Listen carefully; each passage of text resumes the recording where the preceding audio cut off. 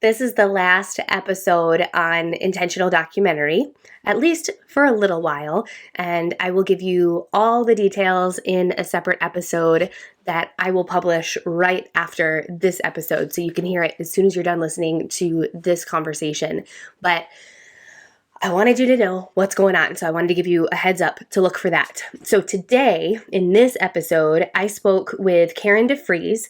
We crossed paths in our photography journeys. She is a wife, homeschooling mom, and has a big love for documenting stories. She recently left her photography business to pursue her family's dream of a homeschooling and travel life. So in this episode, we talked about what was difficult for Caryn's business when it came to documenting clients. And then she even shares one quiet strategy she was going to approach before her life plans changed to help her community really grasp onto the concept of documenting, and I think it's brilliant. So I think you'll like that if you are a documentary family photographer. Then we go deeper, and Caryn shares her walk through depression and how it awakened her to notice people and stories worth documenting. It sort of lit the fire. And then later in the show, Caryn tells us the family story behind creating Firekeepers Memories, which is a business, a project that her family has been working on. That's a really cool concept I think you will be very interested in. So all that to say, enjoy the story. You can visit the show notes at dangerouslygoodstories.com/079. I'll talk to you after. Hey Caryn, welcome to Intentional Documentary. Hey, how are you? I'm awesome. I am so excited to talk to you today because I feel like I find I've had more synchronicities in my life with you than probably any other person I have met on the internet. That's all awesome. the way down. Yeah, all the way down to our roots of being brought up by like outdoorsmen people and in Michigan. And it's so cool to see you. I love when you share photos of your family hunting and just like out. I see just the land in Michigan, because everything that you share, like even though I've never met you or your family in real life, like feels like home to me. So I'm so excited to talk to you. That means a lot to me. Yeah. So like leading with that, tell us about your life. Like I just said you live in Michigan. Tell us about your family. Tell us about, what you do, how you use documenting, and take the floor. Sure. So I am married to, I always jokingly say my hardworking country boy, because my husband is as country as can possibly be. I have 3 little girls named Grace, Tinley, and Allison. And in January, we made a massive life decision and decided to sell 90% of our belongings. And we moved in with my parents to have kind of a home base. And we bought a brand new travel trailer, and we want to travel the country. That's our ultimate goal. And along the way, I actually found your site, Fearless and Framed, a few years back, and was like, okay, fine, I'm not alone. Like, thank gosh, because I felt like I was doing work that I didn't really love, and more lifestyle and post stuff, and it wasn't my thing. And I found your page and started really doing documentary work from that point on. As of next year, my entire business will be documentary only. And just each winter we leave for a couple months. That's our hope. That's our goal, to travel the country with our girls. And I am just now beginning to start homeschooling our kids again. You're going to have to come down here for one of your travel trips. Yes, that would be so awesome. I mean, not only would it be fun to meet each other, but it's freaking gorgeous here. It really is. And like, I don't mean to toot my own horn on where I live, but the mountains are beautiful, and it's a lot warmer. It's usually about 20 degrees warmer. So it's not like Florida warm, but it's usually about 20 degrees warmer than my parents' house in better Michigan. Than Michigan in the winter. Yeah, right? Yeah, exactly. So how long before you found Fearless and Framed, and how long have you had a photography business in general? So, um, I'll try to run through this fast because it's kind of a long story. But my daughter, my husband and I were together, and I had miscarried twins, and then a year later we had our daughter in 2007, and she was born 2 months early. And I started documenting then. Like I was like, I need to know. A lot of it was that she was an hour away at a different hospital, Mm. and so we had to keep driving there. And um, I was working at the time, and then obviously was on maternity leave, and so we would drive there every day or every other day, but money was tight, and so it was like all I could do to like take pictures of her, and then I would have to leave and go home. And so it kind of started then, and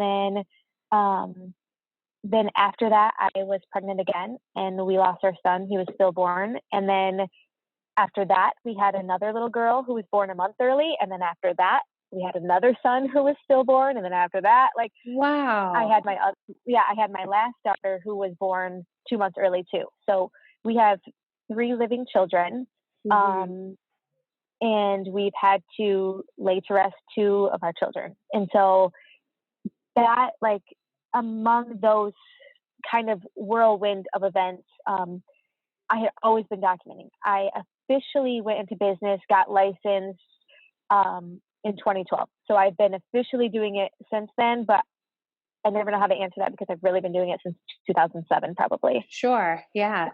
Um, and your business has been, I'm assuming, primarily portraits or more lifestyle or both. Not so much It documenting was, yet. yeah, it was, um, up until about 2.5 years ago, it was post lifestyle stuff. 2 years Hmm. ago, I started throwing in my own family, like, documentary stuff. And everyone was like, oh my gosh, I love them. That's what I really want. But then you get to the session and they don't, it turns up into being pose stuff because they're not sure how to move or how to react. Yeah. Um, and so um, I am not full blown documentary work. I will be next year, um, and I made that public a couple weeks ago, and so I don't know. We'll see how it goes, but that's really where my heart is, and I feel like um, you can really tell a photographer's heart or where the good stuff is by seeing what her best images are. And after being in business so long, I want to shoot out the best images possible, and I find that that's with my documentary work. And so if my good work is in documentary stuff, then that's where I'm going to stay, because Yeah. posing is really not my thing. Like, Yeah. it really isn't. And it's not that it's painful. It's just that I don't get the concept because it does feel um, magical, I guess, to me or something. I don't know. Mm. I just don't get it. Um, so yeah. So Yep. I don't know. We'll Yeah. see. We'll see how it goes. So how did you announce? Was this like a Facebook post, Instagram post to your list, or like what? I'm It curious was, about how you approached the announcement. yeah. So um, I had put out kind of a couple little teasers before, and truth be told, like, I mean, and you know from the industry that photography 5 years ago or 6 years ago was like not easy peasy, but like nobody was really doing. Like, I had maybe two competitors or three competitors, and it was like I would get clients all the time. Yeah. Well, now everyone's doing it, and Hmm. I mean everyone's doing it, and not that that's wrong because everyone has to start somewhere, and everyone, but I couldn't compete with new people or students or charging such a low amount and doing pictures. And so, like, that's kind of where it started, was okay, I can't compete with this, and if I can't compete with you anyway, then I'm just going to start doing what I want. Hmm. um Yeah. and so I just made a Facebook post with a picture, and it just said on there, like, that I really love all the posts, I really love doing post family portraits for all these people, but my heart's not in it. My heart's in documentary work, and going forward, that's what it's going to be. And I guess, I mean, not saying either you're with me or you're not, but it's like I want to provide you the best experience, and this is where I feel the best experience is, and I don't want to be a poser of some other kind of genre that my heart's not really in. For sure. So So what's the reaction been? Has it been crickets? Has it been people saying yes? Is it people like what have how have you felt the response has been?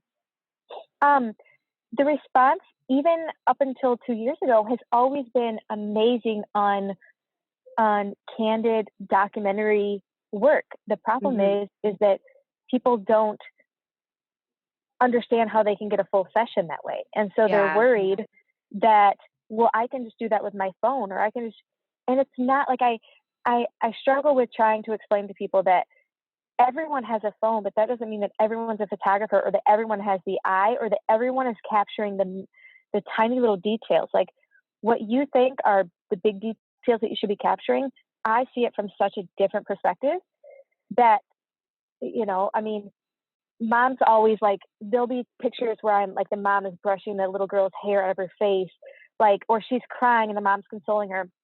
Nobody would take a picture of that because they would think, "Oh, why would I take it? She's crying. That's not a nice picture. Like, why are you?" Mhm. And then when I take the picture, they're like, "Oh my gosh, like there's so much emotion." So uh, the reaction has been great, but who knows if anyone will book, because it's hard to portray and get across to people how big of a deal these kind of sessions are. Like, that's what I'm struggling with, is is how to tell people that this is where it's at. Um, Yeah. at the and it's hard because I don't want to say, like, hey, at a funeral, what are the pictures you see up on the wall? It's not Mhm. all these the headshots of school portraits. It's, oh my gosh, you remember that chair? Remember you used to sit there? Oh my god, I can just see him laughing now. Or, oh my god, I can. That's what's up there. That's how people remember you. And when I pull out pictures of my parents and my siblings and us growing up, those are the pictures that I hold on to, which is the same for everyone else. They just don't know that they're documentary work. And Mhm. so what I've been doing is, now when I post a picture that is of documentary style, or that is from a documentary session, I label it documentary session. So they're Mhm. like, "Oh, that's a documentary photo? Oh, now I get it." And That's so a lot of people, brilliant. yeah, a lot of people don't know that they just think that's a regular session and you just caught the moment. And I'm like, "No, this is from a documentary session. This is Yeah. from a documentary session." Like, this is, and so now I hope that will eventually get across to people.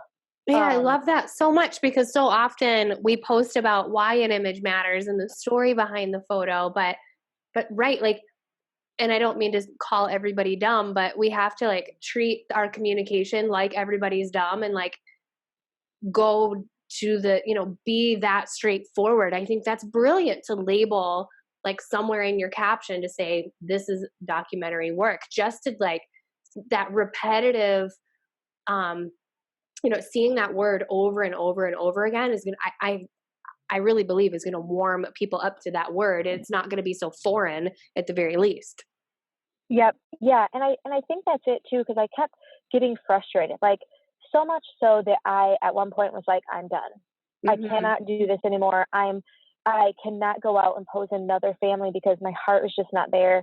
And then it was like, I would try to explain to my parents or to my husband, who aren't in photography and don't do that sort of thing necessarily, as a job. And they're like, "But I don't, I get it, but I don't." And then it occurred to me, oh, they just don't know what that's called. Like, they just don't Mhm. know.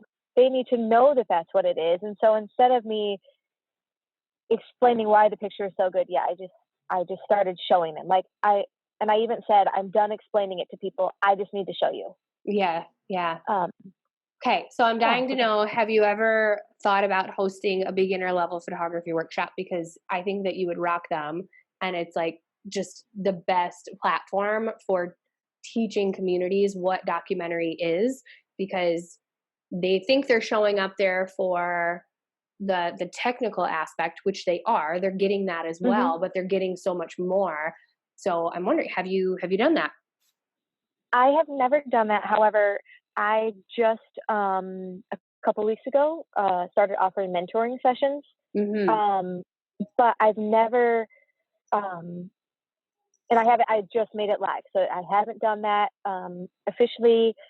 Um, honestly, like, I I think photographers in general or creatives in general never feel like they are good enough or worthy enough or am I really good enough to teach a photography workshop? Like, really, is somebody going to come to me and say, yes, Caryn, like, all 5 of us want to learn from you? Like, I don't, I guess I've never considered it just because I thought there's no way people are going to come and want to learn from me. Like, I am not, I'm overcritical, I guess, of my own work. Yeah, Um, I hear that. and I don't necessarily even know. I mean, I see it all the time. Like, photographers always take workshops online. They always do ebooks. They always do. Um, I guess for me, I'm just not really sure where to get started. Would I love to do that? Yes, because honestly, I go so crazy about like new photographers. I like want to tell them everything and show them everything and like teach them everything. My brother is into photography now, and I saw he had his that. He first. just did a Yes, senior session. yeah, and I was like totally like the stalker sister, like hiding, like trying to hide behind things while taking pictures of him. And thank gosh he knew that the boy he was taking pictures of, and I followed him around. And I had a session like right after him, but I was like, I just like literally want to like grab the guy and be like, okay, do this. Okay, Brendan, make sure that you have this. Like, I totally wanted to take over, but I'm like, this is so cool to watch other photographers work and how Yeah. they see things, because no matter how good somebody is at photography, they're not going to see what you see and you're not going to see what they see. So it's really interesting for me to see the angles and what he's capturing.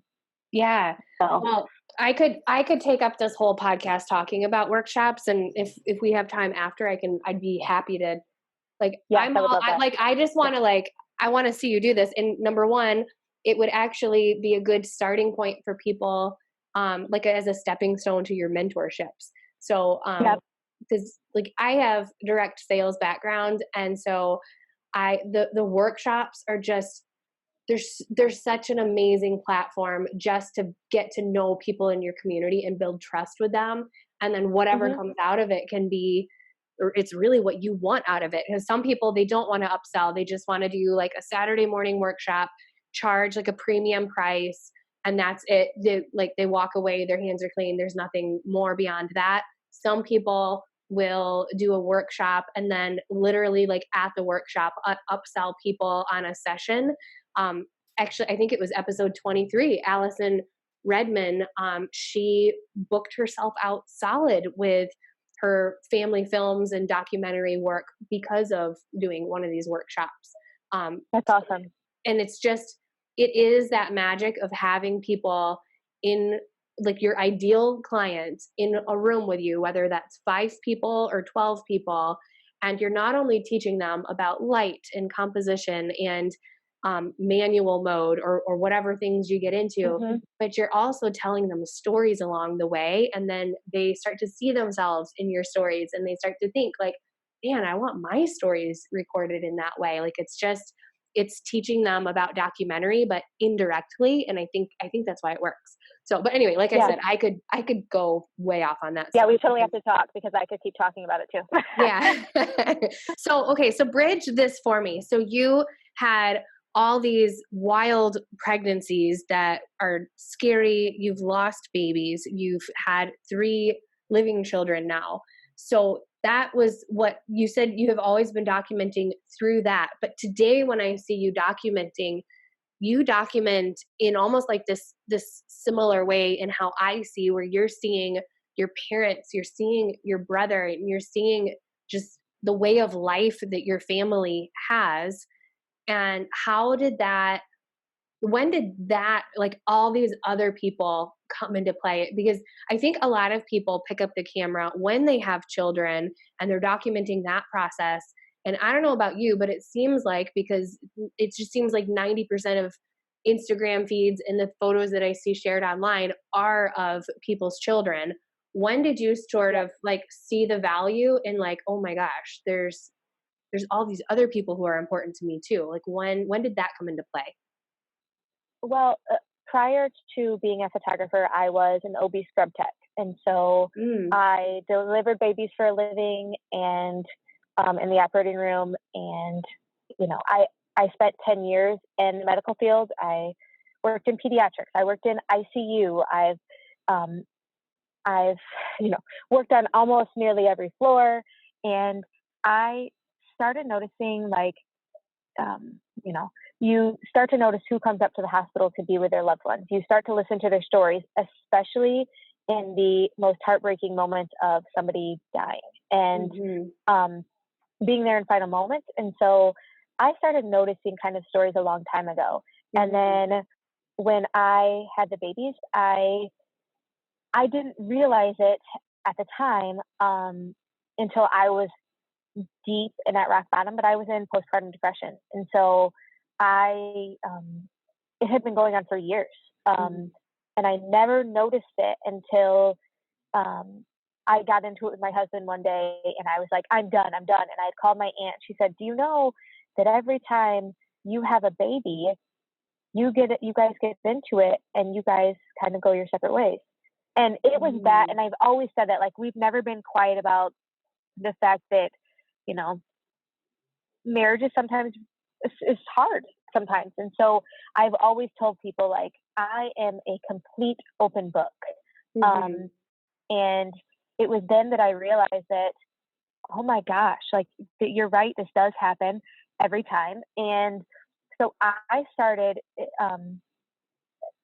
postpartum is my kicking point off, because I was so depressed and was so secluded in my own mind. It truly takes over how you view life and where you go forward and what you see as special and what isn't.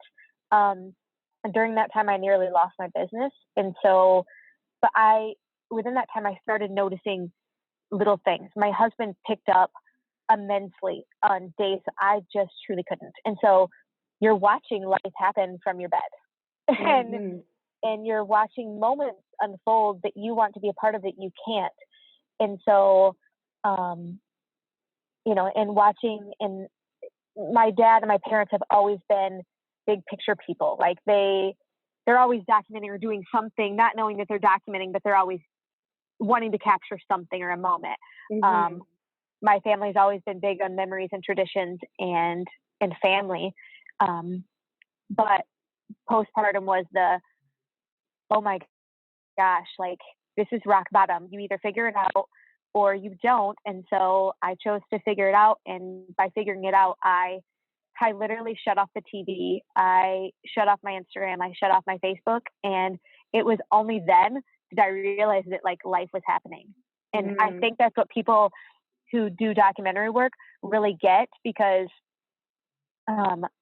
people are so attached to Instagram and Facebook and all this social stuff that if you really just shut it off, even for a couple of weeks, you wouldn't believe all the stuff that happens around you that you can document that you take for granted. And so yeah, sorry, I'm getting away from, like, the the question, but really just watching people around me when I was in the rock bottom of my life is where I learned to document and where I learned to really focus on the stories. And I started bridging that over to my family, because my family picked it up, and my parents. And I just realized these were things we didn't want to forget. And my dad started a business. And so that really kicked it off into, you know, really, when I'm gone, here's what I want my kids to know. Here's what I want my family to know. Here are the moments that mean the most to me. And so.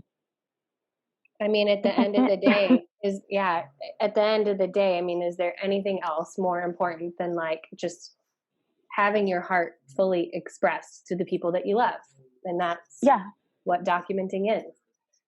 And how would you say documenting, did documenting contribute to your healing from postpartum depression, or is that something that you still sometimes battle with? So yes, I mean, photography was an outlet, because I cannot tell you how many times I was like, done, like, I'm done with this. I'm done with everyone.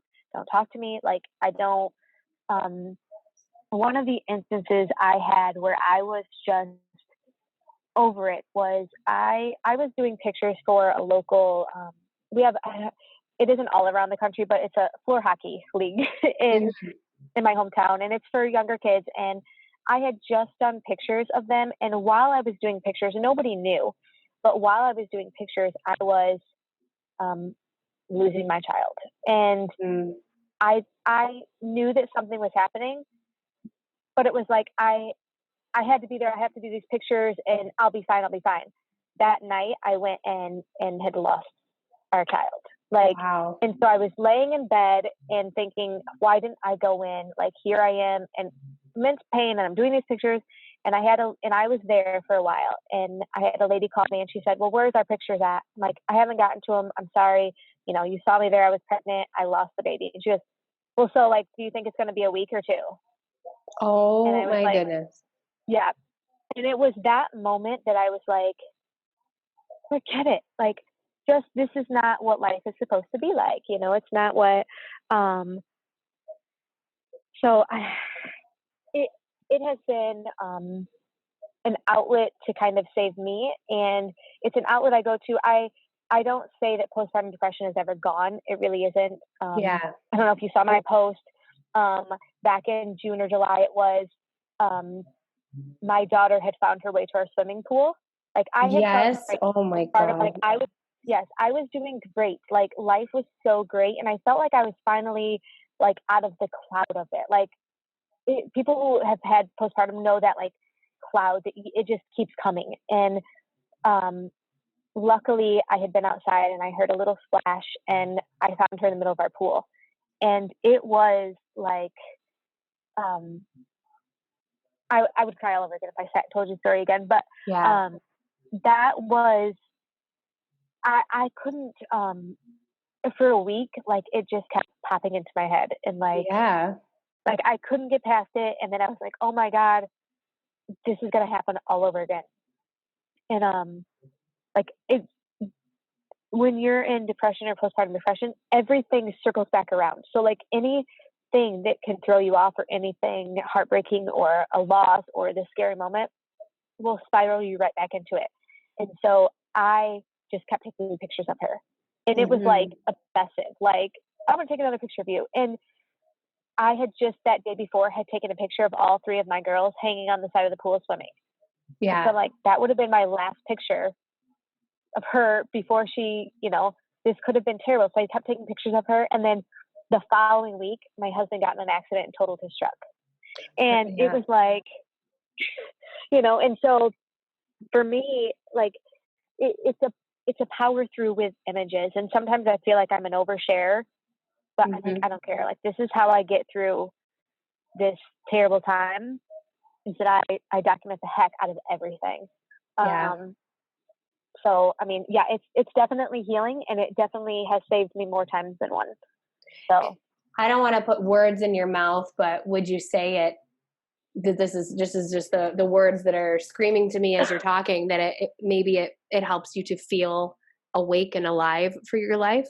oh yeah, absolutely. Like, it's easy during that time to get, excuse me, so secluded, but, but yeah, focusing on, moments like that really helps.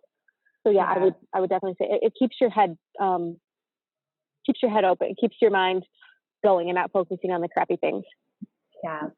So thank you for sharing all of that, first of all. Moving forward, as you document for others outside of your family, what if you could like package up like whatever these photos represent to you, like as a gift to other people, maybe it's some sort of emotion or permission slip or something. What is it that you're hoping to really give to other people through the photos you make, through documenting their life and their stories? Um, that's a hard question for me. I guess I want my goal, and what I've always said is, these pictures might not mean anything to you right now. They might be amazing and beautiful, and you love them. But when I document, I'm not documenting for right now. I'm documenting for 20 years from now, and I'm documenting for 30 years from now. Like I always tell people, please don't come dressed in matching clothes. That's not what this is about. if your baby wants to bring the blanket and the dirtiest stuffed animal that they have carried around for the last 5 years, like, please bring that. Um, I I am always 20 years out or 25 years out or 30 years out. And that's what means the most to me, is if in 20 years from now, I am hoping that somebody calls me and says, "Hey, I saw these pictures and you're right, they're perfect." Like, that would be, I could quit then. Like, that would be it for me, because I have had a mom who I took pictures of her daughter, and a few months later, her daughter had passed away from cancer, and so her little one had passed away from cancer, and so, like, it was like she said, those were the last images we ever had, and so, like, I go into every session as if this may be the last pictures you ever get. Yeah. And I want them to be amazing. And so, like, I truly go into every session with the end goal in mind, with I'm going to give you the best pictures you have ever gotten if this is your last session you ever do. And that's kind of how I approach it. But again, the documentary is I'm still trying to get everyone to understand that. And just because I understand it doesn't mean that everyone else understands that, nor do they want that. So I know, we get so much fire in our struggling. voice, and then we talk to these non-photographers and they're just like, what? I know, they're like, I don't care. Yeah. I know. I still get it. I love that thought process though, with the end goal in mind, especially, and like just approaching each like it's the last pictures that they're ever going to have. I think that's beautiful. And I had another thought that came up, and then I lost it. Darn it. Just trying to think, what was that about? Yep. I've lost. Oh, no, lost it. So, but I 100% am right there with you with that. I mean, this is what it was that just life happens so fast, and it's such a hard line. I think on the marketing side of things, like, we don't necessarily want to go around and scare people into booking. But I mean, the reality is that life changes so fast. I mean, I've got this program that I run, and it has been crazy. I remember one of the first times that I ran it, like a week or two in, someone lost her husband in a tragic car accident. Last year, Nicole Miller Klein, she was on the podcast at the beginning of 2019. She was going into the third week of my program, and her home and her parents' home were in one of the wildfires in California. Like, I could keep going. Like, it is just insane, like, how many times people have had to bow out because something really big, like this big bomb, has dropped on their lives. Like, you just never know when those bombs are coming.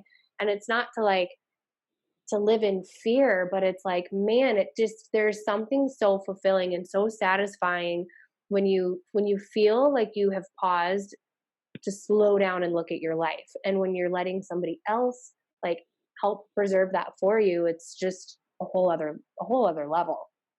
So yeah, and I think that too is that people don't understand how to document it. Like, they might have their phones and they might take pictures, but my goal was always that it's great that you took a picture of your kid at her Halloween party at school or whatever it may be, but at the end of the day, they want a picture of you with them, and they want you close, and they want you kissing them, and they want you snuggling with them, and they want but it's a really hard thing to get out to people, and you don't realize how precious those sessions are until you lose someone, and until you can't get it back, and then you're like, oh my gosh, like, I wish I would have. And so I'm on that's why next year I'm doing this, and if nobody books with me, then that's fine too.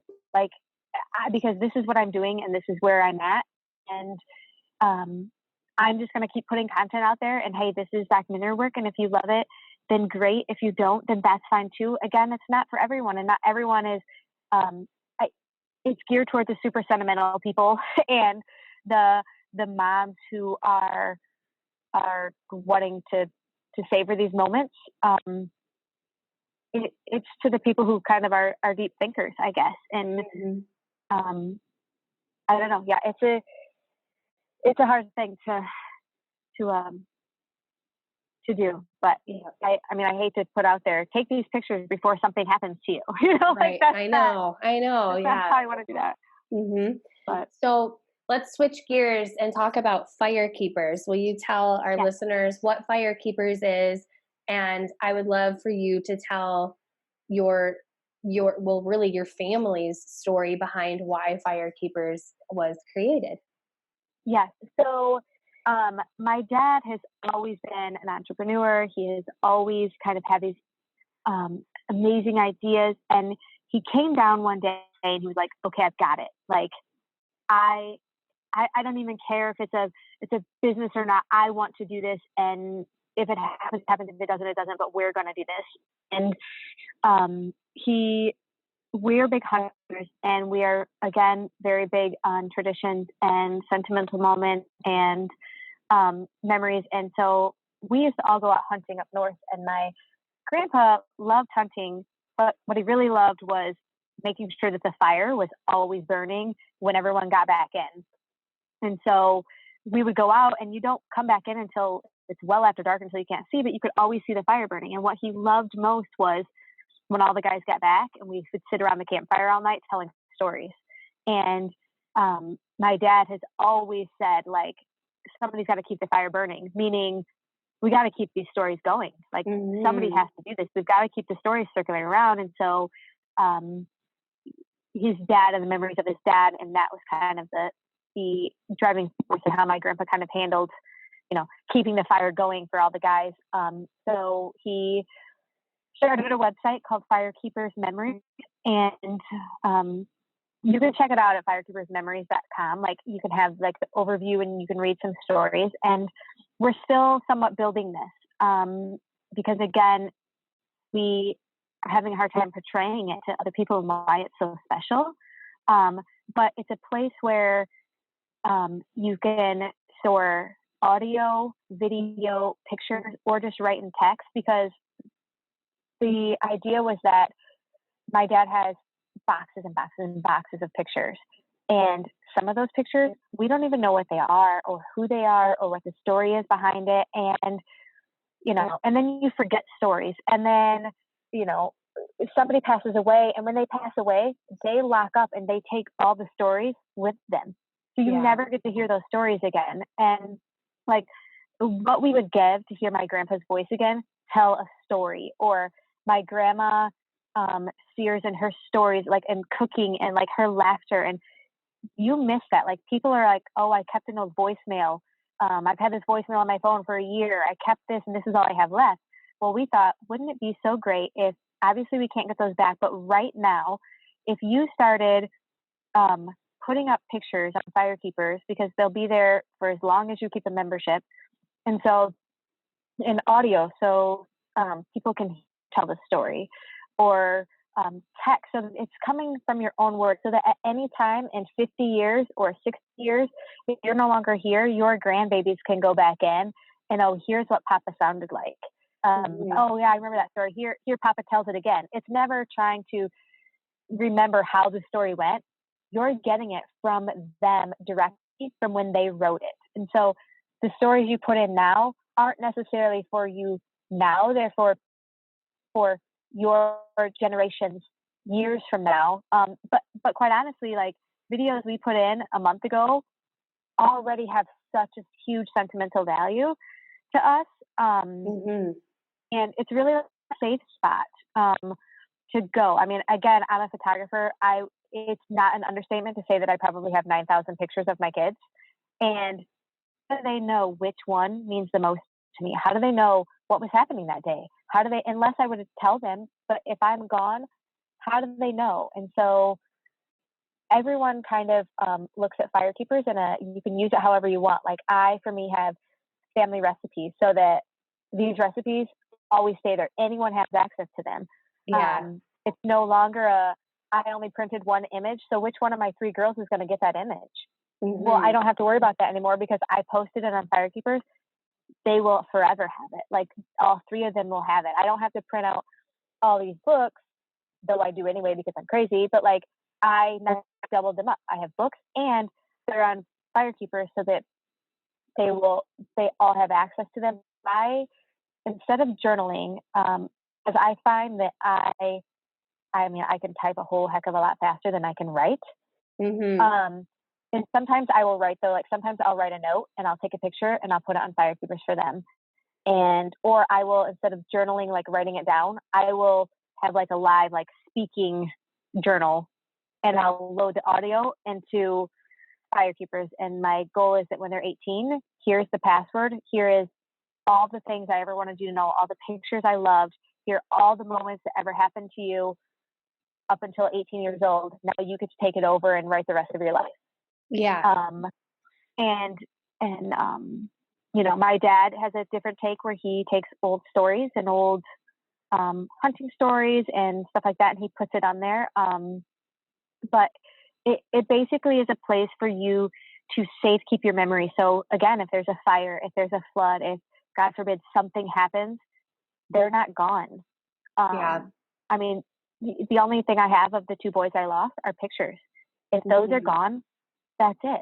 But if I've loaded them up to Firekeepers, they're there. Like, and I can put the story behind them and I can put the emotion behind them that I want from me, so that in 50 years, when somebody's talking about them, they know exactly how I feel and how I, in my own words. And so, again, it's the same concept of doing it now for your kids for 20 years. Like it's the ultimate gift for us. Again, it's not for everyone, but it's the ultimate gift for us to save your stuff digitally.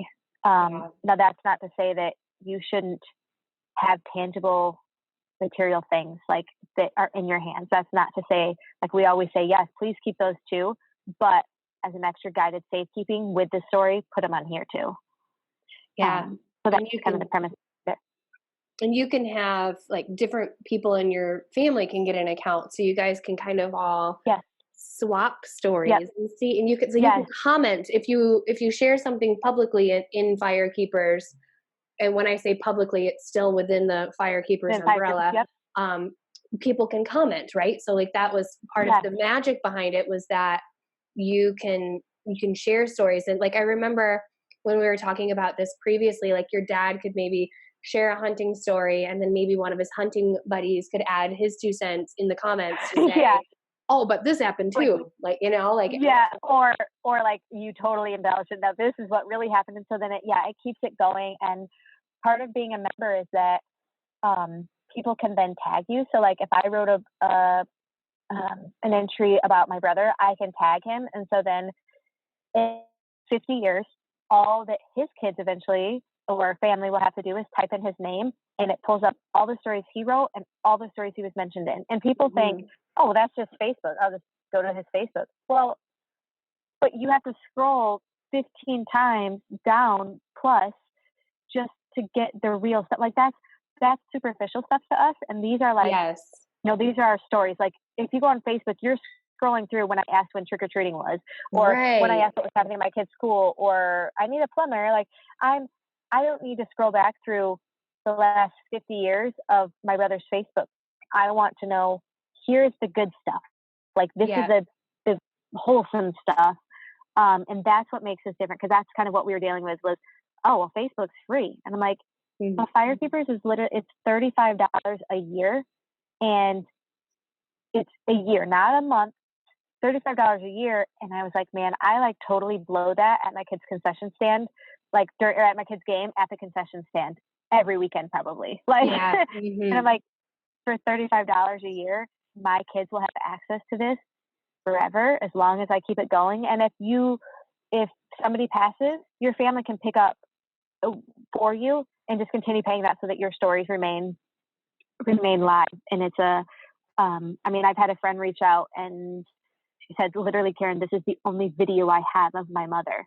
Like, what do I do with it? This is the only video I have.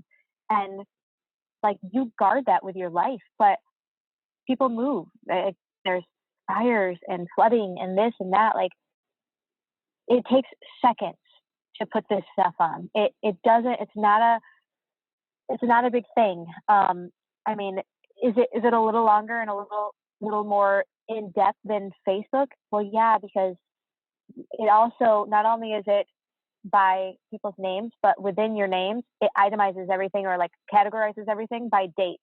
So if I want to pick up 1994, I can see all the things that happened in 94. Yeah, it's like And a all the things that timeline. happened in, yes, like a timeline. Yep. Um, and so there's just lots of like little intricate details, within there. I mean, I call like, I believe it's like notes or diaries to my kids or journals to my kids or notes. And I'll put like notes too, and it'll be like in parentheses, my kids' names. And so I have like my own personal timelines within there. So yeah, so it's been pretty amazing. Yeah. So, oh my gosh, you need to like have a blog post or that's like SEO friendly or something about the whole like Facebook is superficial. Because as soon as you said that, that just really spoke to me because you're so right. Like 90% of our Facebook shares are just something quick. They're not very thoughtful. Half the time you're right. Like I mean, I don't know. I go on my Facebook and it seems like everything's about politics and all the horrible things that Trump is doing. And, Yeah. and Mm-hmm. there's so many like conversations that are not about this is my life. You know what I mean? Which is a whole different Yep. thing. And I know some people still do use like Instagram as a journal, but you're right. Like there's no timeline on there. You have to scroll for days to get back to the beginning. So yeah, Yep. that makes so much And sense. this is, yeah, and Firekeepers isn't about like your everyday life. Like you could put something in once a month if you wanted to. Yeah. It's not about, it's about the real, like the real moments of your life. Like the moments that, like if you were to die tomorrow and you had a box full of 900 pictures, which images are the ones that speak to you? Which moments are the ones that speak to you? Because that's what you want to give people. And so like Firekeepers is a way of saying like, hey, these are the moments that mean the most to me. Like, I want you to know why this picture was so powerful to me. I want you to know about this day and what happened and why I chose to put it on here, because anything you put on there's a meaning. Like people want to remember that and want to pass it on to their kids. Like I already forget like what my kids did like 5 years ago, what they did last year, 2 years ago. Like my daughter just asked me, Mom, when did I lose my first tooth? Mom, when did I do this? I'm like, oh my gosh, I don't keep a baby book. Like I've never kept a baby book. Like, oh, I did for my first daughter. And then you have like 2 and 3 and 4 and 5 kids. And you're like, yeah, right. Like that's not going to happen. But if I can put it on digitally and just sit here from my phone and do it like while I'm at a game or when I'm, sitting waiting to pick up my kid from practice, like that it's gathering the real moments and skipping over Facebook's kind of daily life kind of here's my kid's first day of school picture, and really this is about the real stuff, like the real parts of your life. And so some people are really worried, like they're like, I don't want everyone to see these. Like some of these, when I was talking about postpartum, like I'm openly talking about it today and before, but a couple of years ago, there's no way anyone would ever get me to talk about it. But maybe I wanted my kids to know that, hey, during this time of my life, this is what was happening. You can make it private. So like not every story has to be made public. You can make it private just to you. You can make it private to people you want to be a part of it or to have access to it. So for me, a lot of my stories people can't see because they're just to me, my husband, and my 3 kids. Yeah. And so it's just a gift. Like I always say, come graduation, give this as a gift. Like your kids will love this far more than any amount of money or gift can buy, because they will have this forever and then they get to share it with their kids. And it's a gift that like increases in value. I know that's so cliche, but it is. Like it does. I mean, what we did a month ago is already powerful.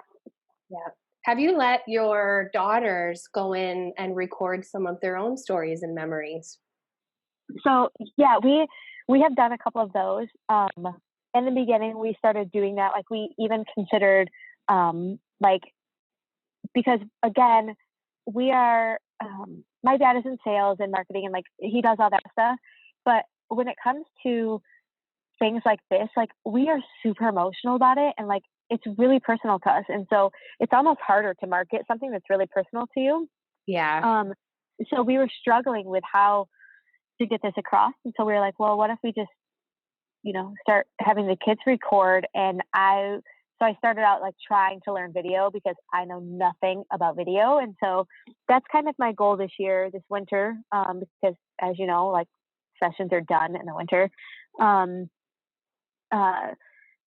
to like learn video and start documenting my kids and letting them load stuff up or letting them write how their day was in there. That's kind of my goal. Like sometimes switching everything over, I've become, it opens up some time for me to really focus on those things. But yes, that would be ideal because they already laugh at, I have time hop on my phone. And so they get to see what happened this day 6 years ago or something, and it'll be little videos, and I just cannot get enough of them. So I'm like, this is going to be so cool if they have an entire library of their life of videos and listening to themselves talk and writing. That's going to be so cool. Yeah. Stacy Elise, she's a photographer out of New Jersey, and she was episode 20 on the podcast, and she is so good with these interviews she does with her girls and asks them questions. And I mean, so obviously she's really the one behind those things, but it's really cool to see those. But my daughter, she loves to like write down her own memories in a notebook. And so I thought, man, she'd probably love to sit there at a computer, would be such a treat because she doesn't really get on my computer. She gets to get on a computer in computer lab, and that's about it. I bet you she'd love it. At 8 years old, she can read, she can write, she can type slowly. I bet you that would be so fun for kids, like, and it would create not just a habit of documenting and memory keeping, but to me, like what documenting really is, it's reinforcing a way of seeing, noticing things that really matter. So yeah, I was just curious about that. So the final thing I want to talk to you about are your this is it images. The images, and you can pick one, you can pick two, you can pick a series. I call them iconic photos, the ones that made you like just like they're just everything to you. We were talking about it a little bit before, so tell us about them. Yeah. So I have, I told you I started homeschooling our kids a while back, and then I ended up putting them back into school, and I started homeschooling again. And so I have an image that is where my two older daughters are outside of our screen door, our the screen door, and my youngest is inside, and it's cold out, and she wants to go outside, but it's too cold, and so like they're making faces at her from the other side, and that picture, and I have one that has been like, I guess I didn't realize how iconic it was because again, when you're in the moment of documenting, you're like, yeah, that's awesome, and I get it, but it's the image that has been shared the most, that has been, like as a photographer, you try to get pictures featured, and you try to get your name out there. Is a picture of me simply homeschooling my girls. They're sitting at our kitchen table, and I painted like one of our walls a big blackboard, and we were learning about like science stuff and Earth and Saturn, and like we were just learning about space that day.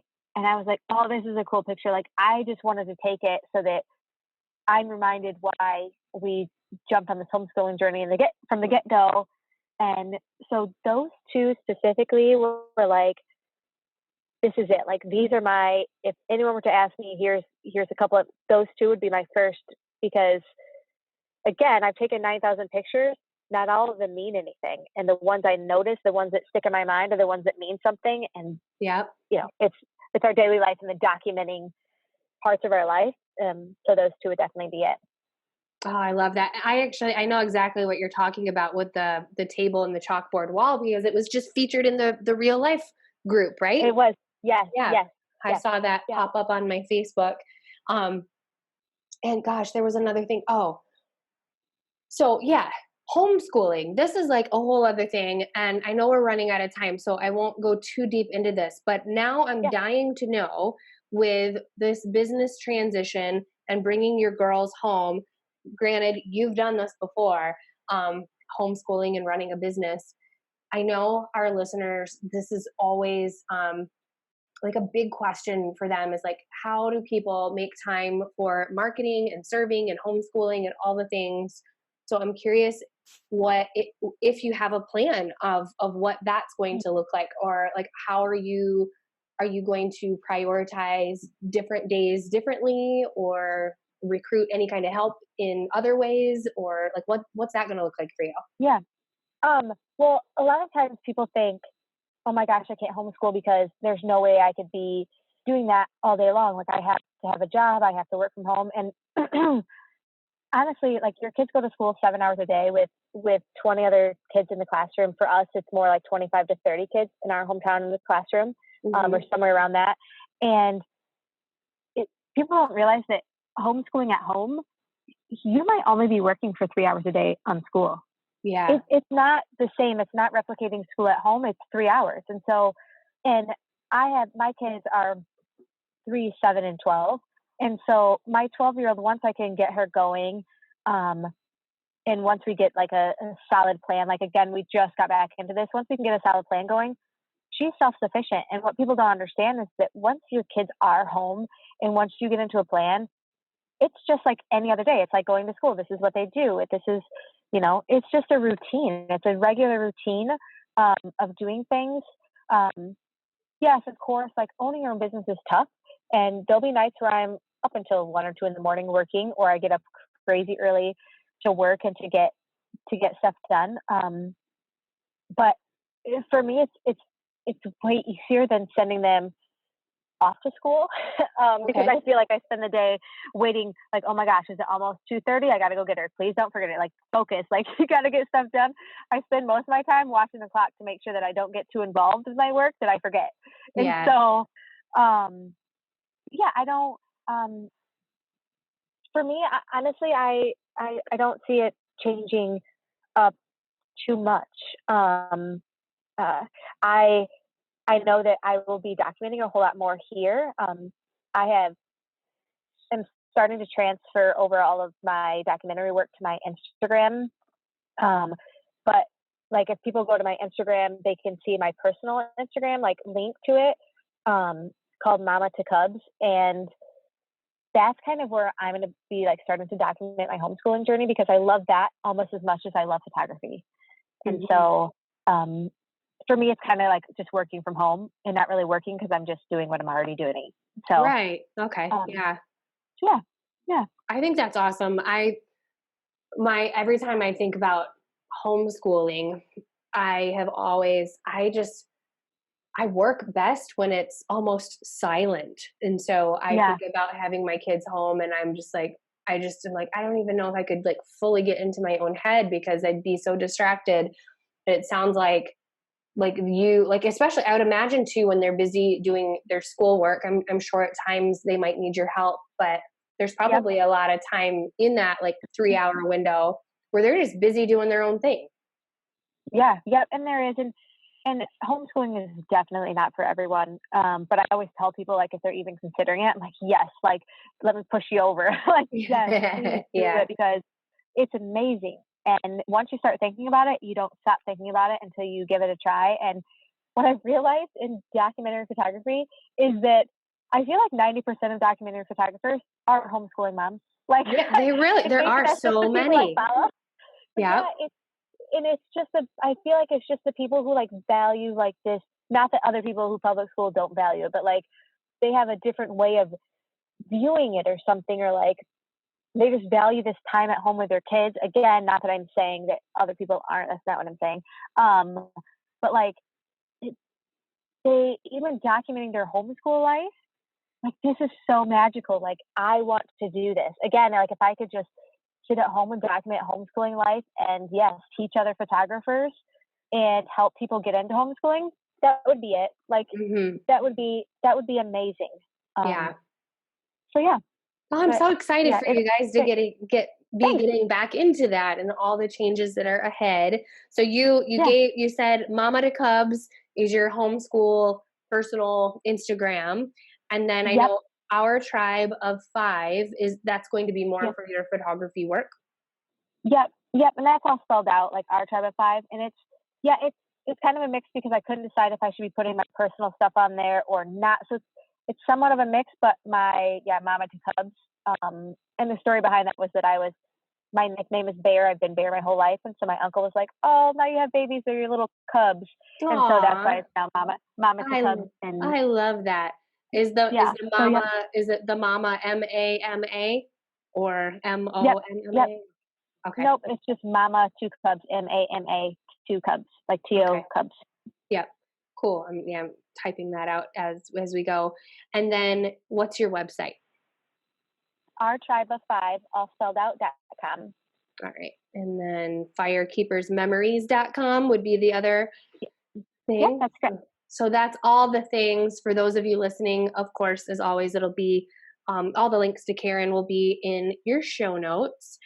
So the last thing, Caryn, do you have a challenge? I know I didn't prep you of this Oh, Lord. ahead of time, but of all the things that we've talked about, I'd love for you to challenge our listeners into one thing that they can do this week in any area that you think is important. As far as documenting, Anything. I mean, yeah, it could be documenting. It could be on the other side of documenting, like the firekeepers piece of, like after things have been documented, which technically when you're writing a note or something into firekeepers, that is documenting as well. mm-hmm. But I mean, so it could be photography. It could be anything, anything, business, um, anything. yeah. Honestly, like